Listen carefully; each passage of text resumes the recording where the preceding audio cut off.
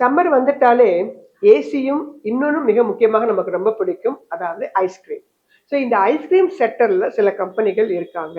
Ice cream அப்படிங்கிறது இப்ப seasonal மட்டும் இல்லாது எல்லா காலத்திலயும் தொடர்ந்து கிடைக்குது.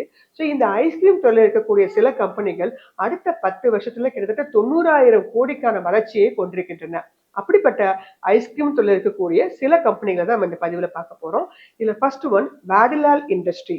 3718 கோடி மார்க்கெட் கேப் வச்சிருக்கிறாங்க. அமுல் 2,82,033 கோடி வச்சிருக்கிறாங்க. ஹட்சன் அக்ரோ 21,228 கோடி வச்சிருக்கிறாங்க. இந்துஸ்தான் யூனிலெவர் 5,27,906 கோடி வச்சிருக்கிறாங்க. இறுதியாக வருண் பிவரேஜ் 81,938 கோடி மார்க்கெட் கேப் வச்சிருக்கிறாங்க. ஸோ ஐஸ்கிரீமை விரும்பி சாப்பிட்றவங்களுக்கு இந்த ஐஸ்கிரீம் செக்டரும் பார்த்தீங்கன்னா ஒரு நல்ல எதிர்காலத்தில் நல்ல வளர்ச்சியை கொடுக்கக்கூடிய கம்பெனிகளாக அமையக்கூடியது.